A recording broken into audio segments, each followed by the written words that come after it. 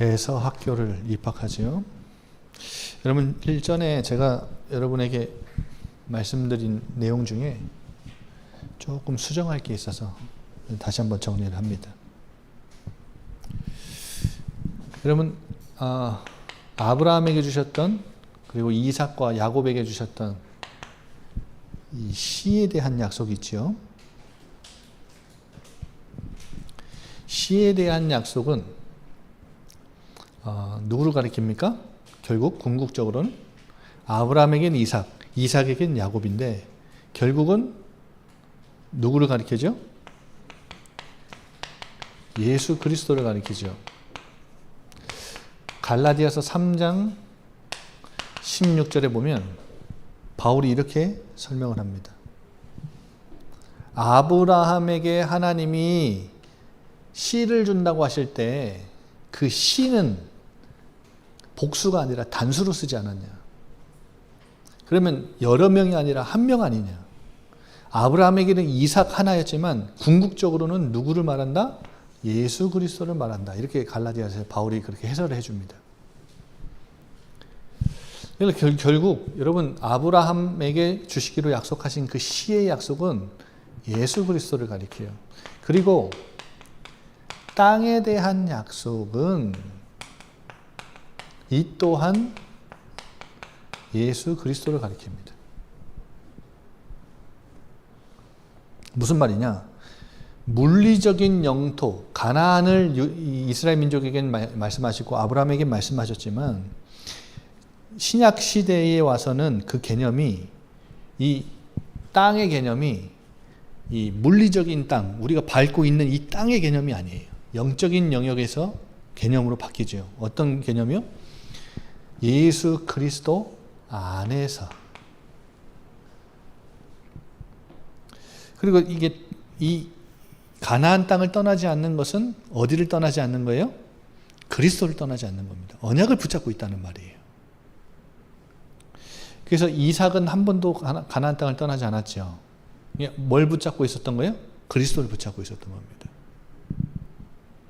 기근이 들어서 아브라함과 같이 떠나려고 할 때 하나님이 떠나지 말라고 하셨죠. 그리스도를 붙잡으라고 하신 겁니다. 근데 여러분 보세요. 유대인들은 이 아브라함에게 주신 약속을 가지고 혈통적인 씨, 그러니까 이스라엘의 유대인 혈통적인 이 유대인이 구원을 받는다고 육신적으로 해석한 건데 그게 아니라 궁극적으로 예수 그리스도 안에 있는 자는 유대인이나 헬라인이나 이방인이나 누구든지 구원을 받는다. 그게 씨에 대한 약속이에요.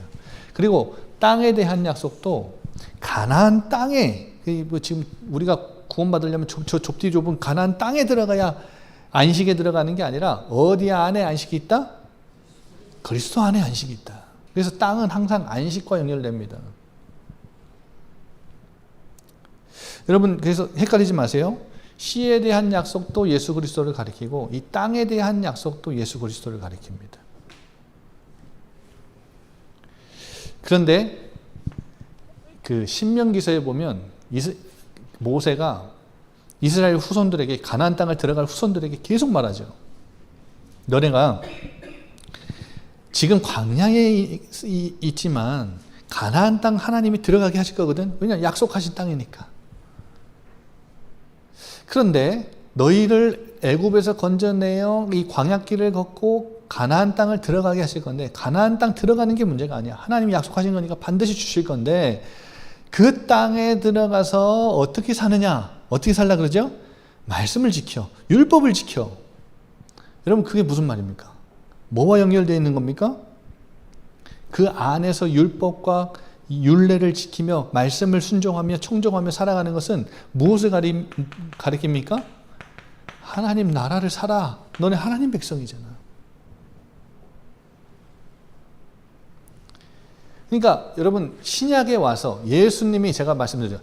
예수님이 가져오신, 시작하신 하나님 나라가 완성될 것이라고 말씀을 드렸는데, 계속해서 말씀드렸는데, 구약에는, 그러면 아브라함에게는 이 하나님 나라에 대한 약속을 주지 않으셨냐? 아닙니다. 아브라함에게 씨와 땅, 크게 두 가지 약속 주셨죠. 그런데 이와 마찬가지로 씨와 땅에 대한 약속과 함께 항상 하나님은 하나님 나라 약속 주셨습니다. 여러분 이거는 신약에서만 해당하는 개념이 아니에요. 여러분 성경을 한번 찾아서 한번 봅시다. 오늘 읽은 32장은 딱 책갈피 해두시고요. 몇 개 안 됩니다. 한번 같이 읽어봅시다. 창세기 12장. 제가 눈으로 확인시켜 드릴게요. 12장 봅시다. 몇 가지 같이 읽어봐요. 아브라함에게도 하나님 나라에 대한 약속을 주셨다는 것을 12장에 나옵니다. 12장 1절, 2절 너무 잘 아시죠, 여러분? 너희 고향 친척과 아버지의 집을 떠나 내가 내게 보여줄 땅으로 가라. 2절에 보면 큰 민족을 이루고 복을 주어 내 이름을 창대하게 할 것인데 너는 복이 될 것이다. 근데 12장 3절에 보면 자, 자세히 보세요. 너를 축복하는 자 내가 복 내리고 너를 저주하는 자 내가 저주할 건데 그 뒤에 나옵니다. 땅의 모든 족속이 너로 말미암아 뭐를 얻을 것이나? 복을 얻을 것이다. 그게 뭐냐? 하나님 나라입니다. 무슨 말인지 아시겠죠? 아브라함 너를 축복해서 너를 복이 되게 해서 너의 후손에게 내가 이 땅을 주어. 내가 너에게 지시하는 그 가라고 하는 그 땅을 주어. 천하 만민이 모든 족속이 뭘 받게 한다고요? 복을 받게 한다. 그 하나님의 복을 흘러가게 하는 나라가 하나님 나라입니다. 아멘. 18장 봅시다. 창세기 18장. 이제 소돔과 고모라에 대해서 말씀하실 때, 예언하실 때 그 천사들하고 대화하는 중에 아브라함에게 내가 하려는 것을 숨기겠느냐 하면서 18절에 아브라함은 무슨 나라가 되고? 18장 18절. 아브라함은 무슨 나라가 되고? 강대한 나라. 아브라함을 하나님이 강대한 나라로 세우시겠다는 이유가 뭡니까? 천하 만민은 그로 말미암아 뭐를 받게 될 것이 아니냐? 복을 받게 될 것이 아니냐.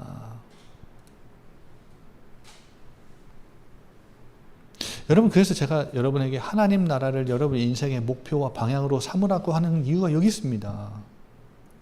여러분 우리가 이 땅에서 잘 먹고 잘 살아야 되는 이유가 뭡니까? 우리가 응답받아야 되는 이유가 뭐예요? 내 자녀들이 잘 돼야 되는 이유가 뭡니까? 이거밖에 없습니다, 여러분. 강대한 나라를 아브라함을 강대한 나라 세우시려는 이유가 뭡니까? 천하 만민이 복을 받게 하려고 하나님 나라라니까요. 이 나라를 세우시려고. 그리고 19절에 보세요. 자식과 권속에게 그 씨들에게 명하여 도를 지켜 의와 공도를 지키게 하려고 내가 너를 택했다. 의와 공도를 지키는 나라가 무슨 나라입니까? 하나님 나라. 22장 17절 18절 이삭을 바치려고 하다가 하나님이 마지막 시험을 통과한 아브라함에게 복을 내리시면서 이렇게 말씀하시죠. 22장 17절 18절 내가 내게 큰 복을 주고 내 씨가 크게 번성하여 하늘의 별과 같고 바다의 모래 같게 하리니 내 씨가 대적의 성문을 차지하리라. 근데 내 씨가 대적의 성문을 차지하는 이유가 뭡니까? 내 씨로 말미암아 천하 만민이 뭘 받으리라? 복을 받으리라. 이게 뭐예요? 이게 뭐예요? 하나님 나라라고요. 26장 3절 4절 이삭이 흉년이 들어서 애굽으로 가려다가 하나님이 말리시잖아요. 가나안 땅에 거하게 하시잖아요. 3절에 보세요. 이 땅에 거류하면 내가 너와 함께해서 내게 복을 주고 내가 이 모든 땅을 너와 내 자손에게 줄 건데 내 아버지 아브라함에게 맹세한 것을 이룰 건데 4절에 보세요. 내 자손을 하늘의 별과 같이 번성하게 하며 모든 땅을 내 자손에게 줄 건데 그 이유가 뭐예요? 목적이 뭐예요? 내 자손으로 말미암아 천하 만민이 복을 받으리라. 이게 하나님 나라라고요. 28장 13절 14절 여러분 야곱이 도망갈 때 어디에 머물렀죠? 베델에 머물렀죠. 베델에 머물던 그 이 춥고 이 배고프고 외로운 그 도망자의 그 현장에서 하나님이 사닥다리를 내려서 함께 하시면서 28장 13절 14절 나는 여호와니 너의 조부 아브라함의 하나님이요 이삭의 하나님이라. 내가 누워있는 땅을 내가 너와 내 자손에게 주리니 내 자손의 땅에 티끌같이 되어 서쪽과 동쪽과 북쪽과 남쪽으로 퍼져나갈지며. 근데 이 퍼져나가는 이유가 뭡니까? 땅의 모든 족속이 너와 내 자손으로 말미암아 뭐를 받으리라?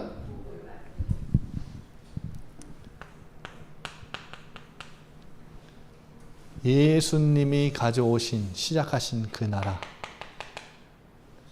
그 나라는 모든 천하 만민이 복을 받게 하는 나라입니다. 그래서 여러분 이 말씀이 그대로 성취돼서 예수님 안에 들어오면 뭘 받죠? 복을 받죠. 그러니까 우리가 지금 육신의 눈만 떠져 있으면 세상적인 육신적인 물질적인 복을 구하면서 예수님께 하나님께 나오지만 여러분 우리의 영안을 열어서 보면 누가 복이에요? 누가 복의 근원이에요? 오늘따라 대답이 왜 이렇게 딜레이가 많습니까? 어디 갔다 오셨습니까? 휴가 갔다 오셨어요? 빨리 해변가에서 빨리 정신 가지고 오셨으면. 여러분 누가 복의 근원이에요? 이 안에 있으면 나는 누구예요? 복받은 사람입니다. 옆에 분을 보고 축복합시다. 당신은 복받은 사람입니다. 새해 복 많이 받으십시오 할 게 아니라 우리 새해에도 복 많이 누립시다 이렇게 해야 돼요. 우리가 받은 복은 어마어마한 복입니다.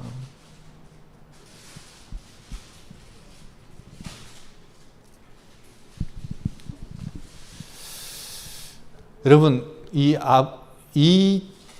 가나안 땅에 아브라함과 이삭의 씨, 약속의 후손인 야곱이 자신의 인본주의 때문에 이 약속을 자기가 쟁취해 보려고 했던 그것 때문에 떠나서 고생은 했지만 다시 그 땅으로 돌아올 때 하나님이 어떻게 환영해 주십니까? 하나님의 군대를 보여주십니다. 여러분 오늘 이 밤에 영적인 눈이 열려 하늘의 군대가 우리와 함께 하심을 보시길 바랍니다. 여러분 뭐가 문제 있습니까? 영적인 눈이 열리면 그 문제는 문제가 아니게 되는 거예요.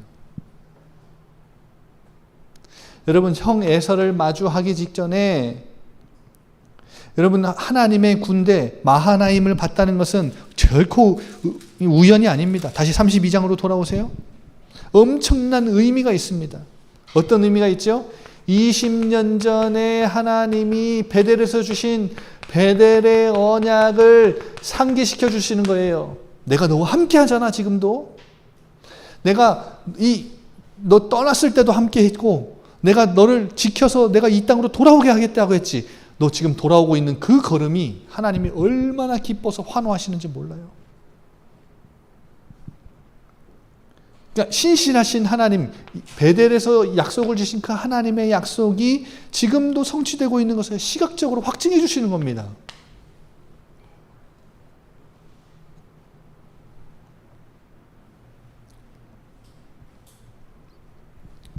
여러분 군대가 하나님의 사자들이 군대로 보였죠. 그러니까 하나님의 사자를 군대로 봤다는 것은 무리를 지어서 이 천사들이 무리를 지어서 군사적인 대열을 갖춘 거예요. 군사적 대열. 그래서 이 야곱이 그것을 보자마자 하나님의 군대다. 그래서 하나님의 군대라는 의미의 그 땅 지명 이름을 마하나임이라고 합니다. 이렇게 부르잖아요. 여러분 이 마하나임이라는 곳은 요단 동편 야복강 북쪽에 한 10km 떨어진 곳이에요. 여러분 이제 다음 주에 나오는데 야복강은 이제 야곱의 인생에서 가장 베델 다음으로 없어서는 안 되는 가장 중요한 전환점의 장소입니다. 마하나임이 무슨 뜻인지 아세요? 두 진영, 두 군대. 하나님의 사자들이 군대의 대열을 다 갖추고 보호하고 야곱을 보호하고 인도할 뿐 아니라 제가 볼 때는 이거는 하나님 입장에서는 언약의 대열, 언약의 시인 야곱이 돌아올 때 약속의 땅으로 돌아올 때 하나님이 환영하는 것 같아요. 얼마나 큰 용기와 평안을 얻었겠습니까? 누가요? 야곱이 엄청난 힘을 얻었겠지요. 여러분 이건 영안이 없으면 못 보는 거잖아요. 그런데요, 야곱이 아직은 연약합니다. 뭐에 휩싸여요? 곧장 두려움에 휩싸여요. 여러분 저기 멀리 있는 자기 형 에서에게 전령을 파송합니다. 이거는 뭘 의미하냐면 동태를 파악하는 거예요. 다시 뭐가 스물스물 기어 올라오죠? 이 자기 지혜, 이 계략, 머리 쓰는 거, 이거 스물스물 기어 올라요. 이걸 봤는데, 여러분, 우리랑 똑같지 않습니까? 오늘도 이 밤에, 나는 복받은 사람이야. 이래 놓고 딱 가면, 복은커녕, 나는 왜 이렇게 외롭나? 나는 왜 하는 것마다 안 되나? 하나님 살아 계시냐? 나와 함께 하시는 거 맞냐? 나를 보호하신다고? 안 믿어져요. 내가 그리스도 안에 있는 게 그게 나한테 뭘 준다고. 우리랑 똑같습니다. 야곱 욕할 게 없어요. 이게 우리예요, 우리. 그러면서 전령을 파송하면서 자신을 뭐라고 표현합니까? 나는 종, 에서의 종. 하나님의 군대를 봐놓고 하나님의 종이 아니라 나는 에서, 형님, 당신의 종. 에서는 뭐예요? 나의 주. 그리고 자기가 재산을 많이 갖고 왔다는 그 소식을 전령들을 통해 전달하면서 뭘 해요? 나는 당신하고 재산 싸움 하려고 온 게 아니라 난 재산이 이렇게 많으니까 당신 거 필요 없다. 아버지 거 필요 없다. 이 말이에요. 그러면서 형에게 은혜를 간구하죠. 누구에게 은혜를 간구해야 돼요? 하나님께. 근데 이게요. 이 옛날 체제를 아직도 못 버려. 우리도 오늘 이 밤에 언약 붙잡고 내가 예수 그리스도 안에 있는 것이 참된 복이고 하나님 나라 완성될 이 언약 안에 나를 불러주셨다는 게 너무 감동되지만 현실에 가보면 무슨 하나님 나라입니까? 밥 먹고 살기도 힘든데. 그게 우리입니다. 그러니까 후속 대책을 위한 철저한 계산을 한 전략이지요. 그런데 소식이 딱 들려와요. 전령들에게. 형 에서가 몇 명을 데리고 쫓아온대요? 400명을 데리고 쫓아온대요. 근데 여러분 이게 보세요. 나중에는요. 이 400명을 데리고 에서가 쫓아오는 이유가 뭐냐면 환영하려고 쫓아온 거예요. 누구와 같이? 마하나임 하나님의 군대처럼 자기 동생을 보호하기 위해 온 겁니다. 그런데 실상은 맞이하기 위해 나온 건데 야곱은 당연히 자기를 죽이려고 오는 줄 아는 거예요. 여러분 이게 하나님의 시험이죠. 결코 우연 아닙니다. 그래서 결국 야곱은 어떻게 반응합니까? 7절 보세요. 야곱이 심히 두렵고 답답하여. 여러분 보세요. 아니 하나님의 군대를 방금 봤잖아요. 두 진영으로 두 군대로 나눠가지고 군대 대열을 쫙 갖춘 하나님의 사자들을 봤잖아요.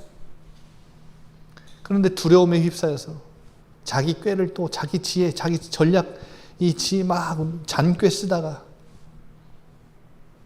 믿음으로 이 400명을 바라보면 다르게 보였을 텐데 그리고 아무리 에서가 나를 치러 와도 이걸 붙잡았다면 승리했을 텐데 두렵지 않았을 텐데 두려워서 떱니다. 극심하게 두렵다요. 극심하게 두렵고 답답하대요. 그래서 어떻게 하죠? 두 때로 나눕니다. 자기의 재산과 가족을 두 때로 나눠요. 그러면서 하는 말이 뭡니까? 8절에 에서가 와서 한 대를 치면 남은 한 대라도 내가 피하겠다. 여러분, 피해를 최소화하겠다는 거예요. 지금 뭘 쓰는 거예요? 이 머리 쓰는 거예요, 머리. 잔꾀, 잔머리, 계산.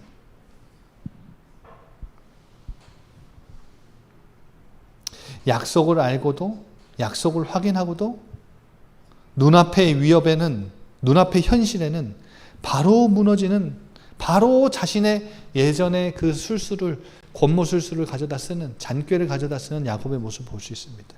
아직은 부족하죠. 그래서 하나님이 에서 학교에 입학하신 겁니다. 입학시키신 거예요. 그런데 보세요. 9절부터 보면 야곱이 뭘 하죠?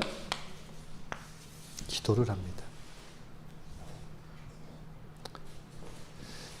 조금은 변했어요. 라반 학교에서의 수업의 효과가 있습니다. 그 기도의 내용을 보면 뭘 붙잡고 기도하냐? 신실하신 하나님의 약속을 붙잡고 기도해요. 여러분, 이렇게 바뀐 거예요. 그리고 야곱이 하나님의 신실하신 그 성품에 호소해요.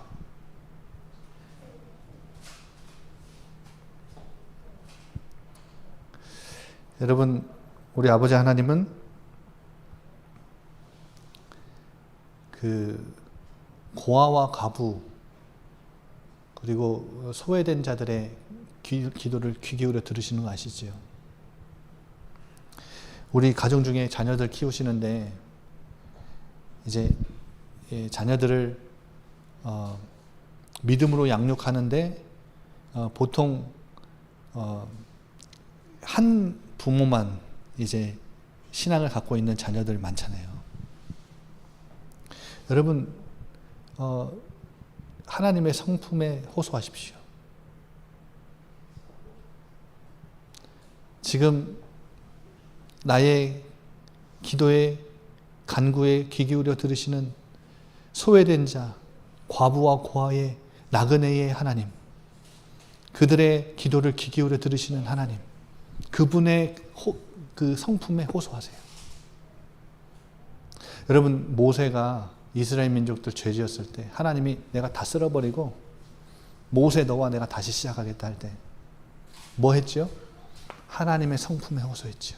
여러분, 이 정말 강력한 기도입니다. 하나님, 내 자식, 내 손주들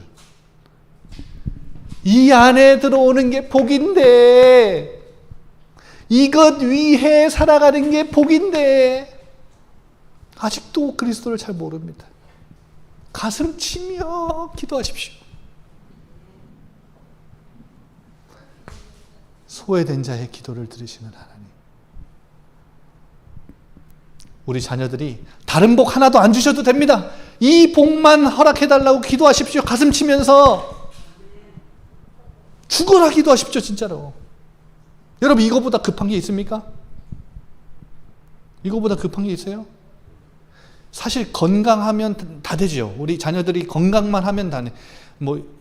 키울 때는 공부도 잘했으면 좋겠고, 운동도 잘했으면 좋겠고, 관계도 좋았으면 좋겠고, 다 잘했으면 좋겠는데, 그건 사실상 욕심이고, 아이가 건강을 잃었다 싶으면, 내가 이제까지 너무 욕심이 많았구나, 딱 알지요. 근데 건강만 했으면 좋겠다라는 그 복보다 사실은 이 복이 더 큰 복 아닙니까? 이 복이 없이 건강한다. 그러면 평생을 그 건강한 몸 가지고 하나님 떠나서 살 텐데, 불신자처럼 살 텐데. 다 이뤄놓고 뒤에 가서 허무해가지고 돈 많이 벌고 성공하고 좋은 직장 가고 다 해놔도 여러분 뒤에 가면 우울해가지고 영적으로 시달리면서 불신자들처럼 살아갈 텐데, 여러분 이 복이 가장 큰 복입니다. 지금 무슨 복을 구하고 계십니까? 영적인 눈을 여시기 바랍니다. 내 자식이 이 복 가운데 들어와서 정말 복된 나라, 하나님 나라를 확장하며 살아가는데 인생 방향 목적 딱 맞추고 살아갈 수 있도록. 여러분, 하나님의 성품에 호소하십시오. 신실하신 약속을 붙잡고 기도하십시오. 여러분, 그래서 두려움과 답답함을 만나면 기도의 자리로 하나님이 부르시는 부르심이라고 생각하시면 됩니다. 여러분, 그때가 가장 하나님을 잘 경험하고 가장 가까이에서 체험하고 이 하나님을 만나기 가장 좋은 자리예요. 그래서 여러분, 야곱은 하나님의 약속과 현실 앞에 마주했을 때 현실이 먼저였어요? 약속이 먼저였어요? 현실이 먼저였죠. 지금은 좀 부족하지만 이 현실과 약속의 그 갭을 줄이는 게 뭐예요? 기도예요. 이게 야곱이 기도를 배우는 장면입니다. 여러분, 야복 강가에서 야곱이요 기도를 제대로 배웁니다. 찐한 기도를 배웁니다. 그게 에서 학교의 수업의 하나님의 핵심 포인트, 절정이에요. 여러분, 우리 하나님은 우리가 언약 붙잡은 믿음의 사람이 되기 원하시지만 어떤 사람이 되기 원하세요? 그 언약 붙잡고 기도하는 사람이 되기 원하세요. 언약을 진짜 믿는 사람은 그것 붙잡고 기도하니까요. 여러분, 우리 한번 이 밤에 진하게 한번 기도할까요? 하나님,